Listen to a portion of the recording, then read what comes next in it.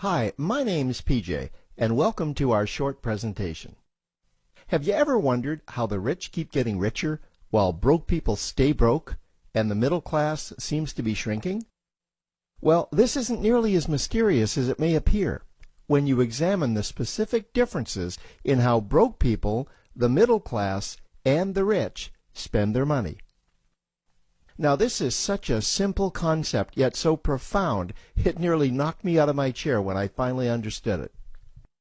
I'm going to show you exactly how the rich spend their money, and you can evaluate for yourself why they keep getting richer and the broke keep getting broker, and why the middle class remains so stressed out. Now, to get started, I'd like to review some financial terms we'll be using during this presentation.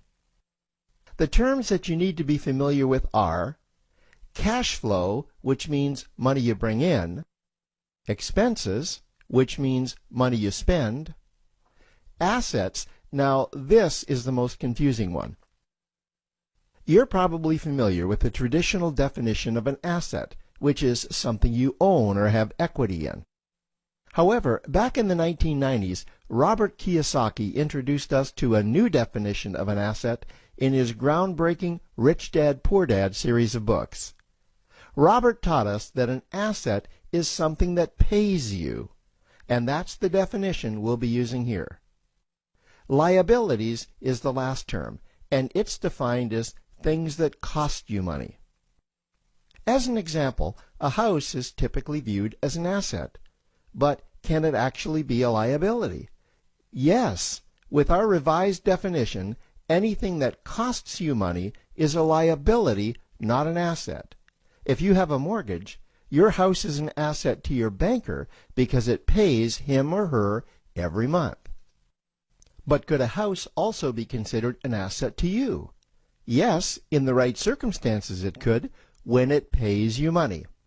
Let's say you buy a house and you rent it out, and it paid you a positive cash flow every month after all expenses. That would then be considered an asset. Now, one more time with the terms, just to be very clear before we continue. Cash flow is money you make. Expenses, that's money you spend. An asset pays you, and a liability costs you. Now let's take a look at how broke people spend their money. Now, when I say broke people, I'm not referring to the destitute. I'm speaking about that large portion of our society that lives from paycheck to paycheck and who never seem to have any money. In fact, most times there's more month left at the end of their money, and I'm sure many of you can relate to that group. On payday, broke people buy what I'm going to call stuff. Well, what's stuff? Well, that's inexpensive things that people buy that they don't really need to survive.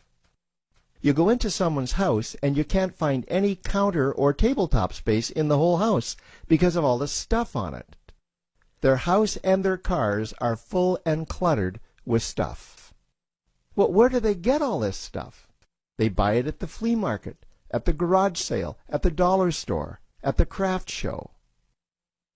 So cash flow comes in and then it goes straight out the expense column to buy stuff. You see, broke people never really educate themselves on assets and liabilities. They justify buying all of this stuff by claiming that it costs so little. But over the years, it's all they ever have. The problem is their cash flow never produced or created more cash flow. Now, please understand, I'm not undermining or taking any shots at this or any group.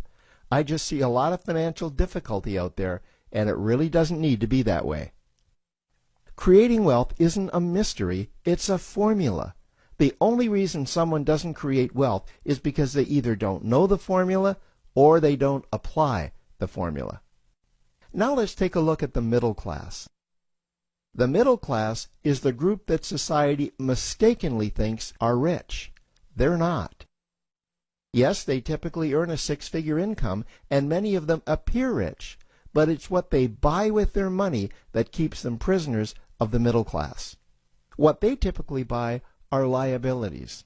Remember the definition of a liability? Things that cost you. By buying liabilities, the money gets pushed up and out their expense column. Liabilities are items like cars, boats, houses, airplanes, credit card debt. Now let's see just how this happens. The middle class gets a nice paycheck, let's say $10,000 for the month. They then split that down the middle and they pay their monthly expenses with half, and with the other half they make a down payment on a new car.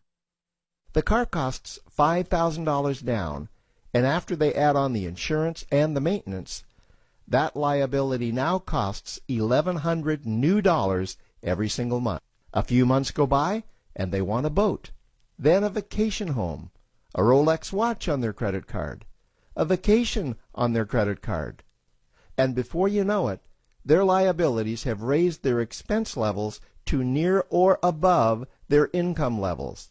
They actually spend equal to or more than they make, meaning that they have to go to work and make a certain amount of money every single month just to cover their liabilities. The other important issue with both broke people and the middle class is that normally all of their cash flow is dependent on their own effort, meaning that they've educated themselves to exchange their knowledge and expertise for someone's money. Also, the money they earn is usually the highest taxed form of income. Here's an example. An attorney is knowledgeable about law, so people pay him or her in exchange for that knowledge on an hourly basis. The problem here is that if the attorney isn't sharing that knowledge with a client, then the attorney isn't making any money. This causes lots of stress and anxiety in their lives, and if you ever ask them to take an afternoon off to play golf with you, well, they very rarely can because of how much money it'll cost them to take that time off. On the surface, life's pretty good. The reality is that it's a roller coaster ride.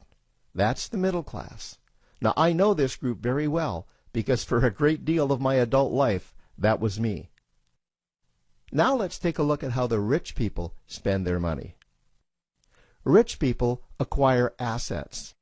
Again, an asset is something that pays you. If you want to become rich, buy assets that earn you more money. The money cycle looks like this. Acquire assets that produce cash flow, invest the profits to acquire more assets that produce more cash flow, invest those profits to acquire more assets that produce more cash flow. The rich spend their money and acquire things that produce more money. Here are a few examples of assets that produce more money. Investments are the obvious ones: stocks, bonds, real estate. Education is another asset. If you learn how to do something that produces more money for you and you actually do it, that's buying an asset. There's a great quote that goes, "If you think education is expensive, you should see how expensive stupidity is." Another example of assets you can acquire that pay you are cash-generating opportunities, especially those opportunities that can create a passive cash flow. Passive meaning that once you build it up, the money continues to flow whether you're still building it or not. Here's a small example. Let's suppose you bought a pinball machine and you put it in a barber shop, and you don't spend any of the profits. You save them until you can buy another pinball machine and put it in another barber shop. This, by the way, was Warren Buffett's first business. If you don't know who Warren Buffett is, he's one of the top 2 richest men in America. The rich are extremely eager to find those passive cash-generating opportunities because those opportunities continue to pay them month after month, year after year, long after they've stopped working the opportunity. You know, I see this happen again and again with successful entrepreneurs. They find a passive cash flow stream that they build up, and it continues to pay them month after month, year after year.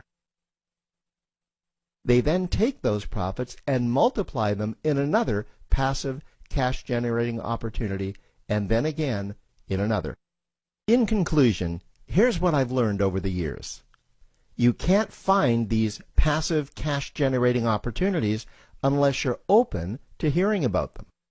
Then, once you find them, you must be willing to see what fits you and then act.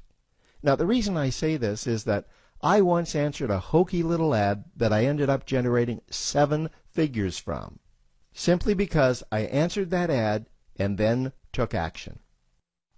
These opportunities are out there, you just need to find them.